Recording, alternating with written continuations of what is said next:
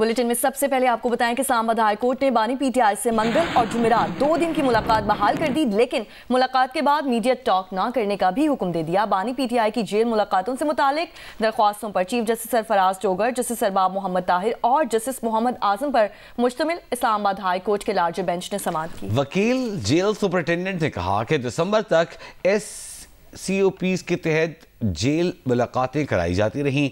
जनवरी के बाद स्टेटस तब्दील हुआ है, सिक्योरिटी थ्रेट्स भी थी, अब ये मुलजिम नहीं सज़ा याफ्ता कैदी हैं। जेल मैनुअल के मुताबिक बानी पीटीआई की मंगल के रोज़ मुलाकातें करवा रहे हैं। जनवरी के बाद बानी पीटीआई का स्टेटस अंडर ट्रायल कैदी से सज़ा याफ्ता कैदी का हो गया है। कायम मकाम chief justice Islamabad high court Sarfaraz Dogar ने रिमार्क्स दिए कि हर बंदा दरख्वास्त लेकर आ जाता है कि मेरी भी जेल में मुलाकात कराई जाए। जेल मुलाकात के बाद मीडिया टॉक की क्या ज़रूरत है, ये मुलाकात करके चले जाएं। इनसे अंडरटेकिंग ले लेते हैं कि जेल मुलाकात के बाद मीडिया टॉक ना करें।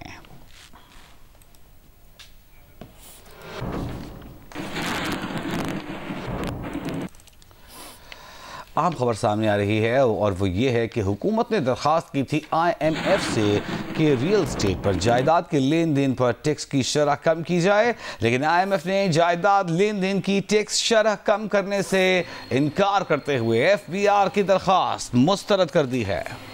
जंग और द न्यूज़ में शाये होने वाली मेहताब हैदर की रिपोर्ट के मुताबिक इससे कबल आला हुक्काम ने यह दावा किया था कि IMF ने उसूली तौर पर 1 अप्रैल 2025 से जायदाद के खरीदारों पर आयद विद होल्डिंग टैक्स में 2% कमी पर इतफाक किया है, बशर्त ये कि उसकी मंजूरी IMF से हासिल की जा सके। लेकिन अब पाकिस्तान में IMF के सरबराह माहिर बिंची का कहना है कि मार्च 2025 के अहदाफ कम करने पर इत्तेफाक नहीं हो सका है।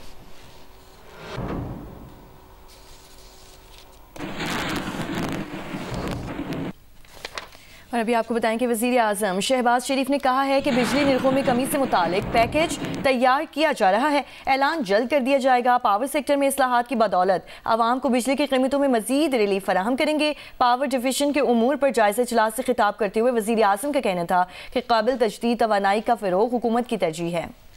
इस मौके पर वज़ीर आज़म ने कहा कि शमसी तवानाई से मुतअल्लिक़ हुकूमत की पॉलिसी और तरजीहात में कोई तब्दीली नहीं आई। वज़ीर आज़म ने हुक्काम को सोलराइजेशन पॉलिसी से मुताल्लिक़ इबहाम, हक़ाइक़ और आदाद शुमार की बुनियाद पर दूर करने की हिदायत की। वज़ीर आज़म ने कहा कि जनरेशन कंपनियों के खात्मे से मुताल्लिक़ कानूनी और दीगर उमूर जल्द अज जल्द तय किए जाएँ। बिजली तक़सीम कार कंपनी की निजकारी का अमल तेज़ किया जाए। याद रहे कि 2 रोज़ कबल वज़ीर तवानाई ने बयान दिया था कि सोलर से हासिल शुदा रकम जो पे की जाती है उस पर यूनिट कम किया जाएगा। अब वज़ीर आज़म ने कहा है कि हक़ाइक़ की रोशनी में इसे वाज़ेह किया जाए।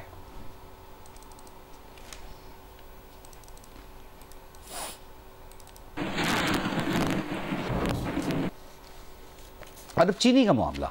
वफाकी वज़ीर बराए ग़िज़ाई तहफ़्फ़ुज़ राना तनवीर ने कहा है कि मुल्क में चीनी का वाफर ज़ख़ीरा मौजूद है और जो मकामी ज़रूरत पूरी कर सकता है। चीनी की कीमत में मसला ज़ख़ीरा अंदोज़ों और मुनाफाखोरों की वजह से है। इस्लामाबाद में प्रेस कॉन्फ्रेंस करते हुए राना तनवीर हुसैन ने कहा कि मुल्क में चीनी 153 रुपये फ़ी किलो दस्तयाब है, जिससे जाहिर है कि मार्केट में फराहमी बरकरार है। मौसमी तब्दीलियों और दीगर अवामिल की वजह से पैदावार में मामूली कमी देखने में आई है।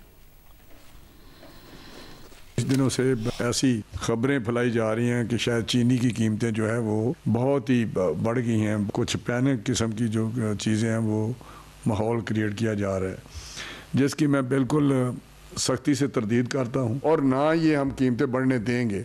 जो ये मैंने बताई हैं 159 एक्स मिल और 164 रिटेल, इससे किसी सूरत हुकूमतें पाकिस्तान और प्रोविंसेस नहीं बढ़ने देंगे।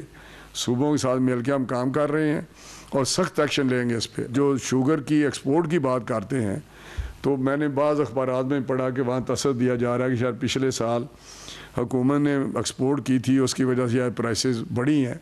ये बिल्कुल गलत बात है। हमारे पास बाफर स्टॉक है, हमारे पास शुगर में कोई कमी नहीं है। ये एक मैनिपुलेट किया जा रहा है। ये एक जो वेस्टेड इंटरेस्ट हैं, जो मुफाद परस्त लोग हैं, जो इससे फ़ायदा लेना चाहते हैं, वो इस किस्म की उन्होंने कैंपेन चलाई हुई है जिसको किसी सूरत भी बर्दाश्त नहीं किया जाएगा।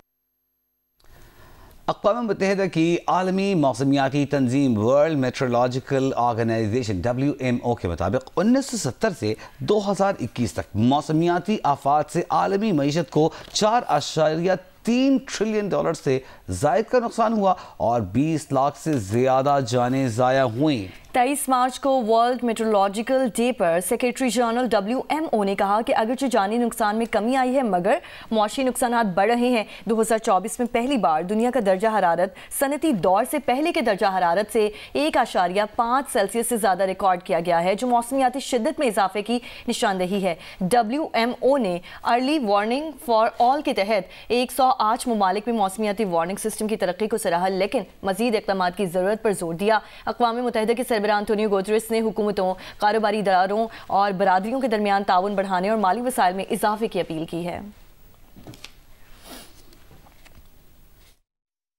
अहम खबर आपको देंगे। मुस्तफ़ा आमिर अगवा और कत्ल केस में प्रोसिक्यूशन ने पुलिस इन्वेस्टिगेशन पर तहफ़्फ़ुज़ात का इजहार करते हुए IG सिंध को खत लिख दिया है। खत में इन्वेस्टिगेशन टीम के खिलाफ लीगल एक्शन लेने का मुतालबा किया गया है। इस हवाले से मज़ीद जानेंगे, अमीन अनवर हमारे साथ मौजूद हैं। अमीन, कहिएगा खत में किन तहफ़्फ़ुज़ात का इजहार किया गया है?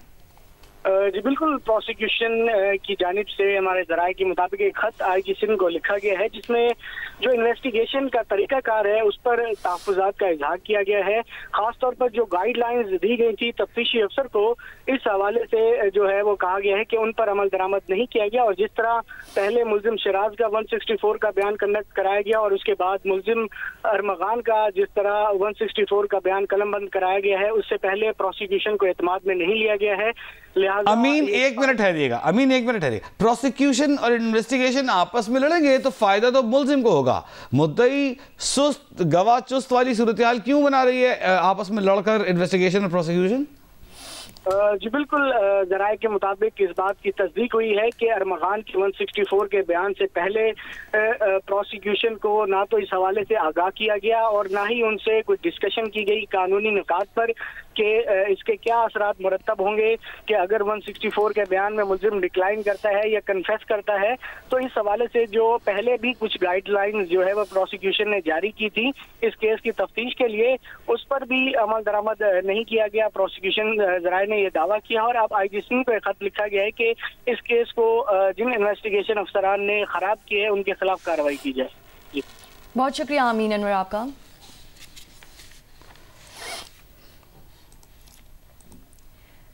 सादिकाबाद में कौमी शाहरा पर ऑयल टैंकर से तेल बहने लगा। रेस्क्यू हुक्काम के मुताबिक तेल के बायस मोटरसाइकिलें फिसल गईं। पीछे से आने वाले ट्रॉलर की टक्कर से मोटरसाइकिल सवार जान बहक हो गया। पुलिस का कहना है कि तेल पर मिट्टी डाली जा रही है।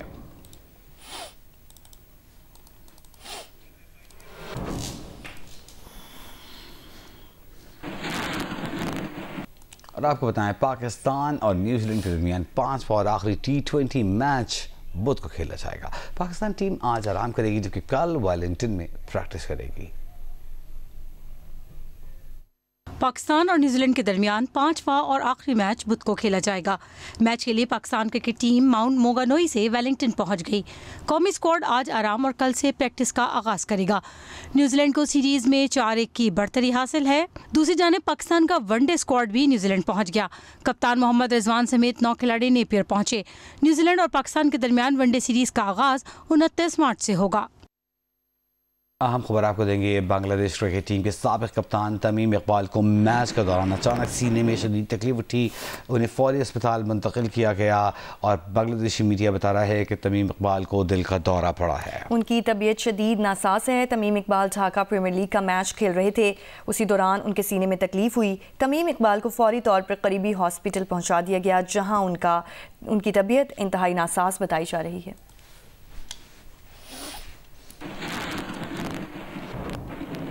और अभी आपको बताएं कि इस्लामाबाद में G11 न्यू कचहरी में फायरिंग का वाकया पेश आया है। 2 अफराद जख्मी हुए हैं। पुलिस ज़राए का कहना है कि पुलिस नफरी फायरिंग वाली जगह पर पहुंच चुकी है। तो इस्लामाबाद G11 न्यू कचहरी में फायरिंग का वाकया पेश आया है जिसके नतीजे में 2 अफराद जख्मी हुए हैं, जबकि पुलिस ज़राए का कहना है कि पुलिस नफरी फायरिंग वाली जगह पर पहुंच चुकी है।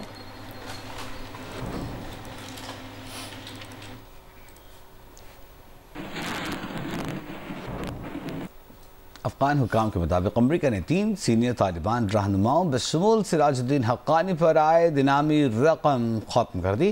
खबर एजेंसी के मुताबिक सिराजुद्दीन हक्कानी जो तालिबान हुकूमत में वज़ीर दाखिला हैं, और 2008 के काबुल सरीना होटल हमले के मनसूबा साज बताए गए थे। अब उनका नाम अमरीकी महकमा खारजा की रिवॉर्ड फॉर जस्टिस वेबसाइट पर मौजूद नहीं, ताहम FBI की वेबसाइट पर उनका वारंट बदस्तूर मौजूद है। तालिबान वज़ारत दाखिला के तर्जुमान के मुताबिक अमरीका ने सिराजुद्दीन हक्कानी, अब्दुल अजीज़ और याह्या हक्कानी पर से इनाम हटा दिया है। तालिबान के मुताबिक अमरीकी कैदी की रिहाई और इन इक़दामात से दो तरफ़ा ताल्लुकात में बेहतरी के इशारे मिल रहे हैं। और अभी आपको बताएं कि पाकिस्तान में टीबी का मरज़ एक बड़ा सेहत-ए-आमा का मसला है। हर साल लाखों अफराद इस बीमारी का शिकार हो रहे हैं। WHO के मुताबिक पाकिस्तान में हर साल 45,000 से ज़्यादा अफराद इस मरज़ के बाइस मौत का शिकार हो जाते हैं।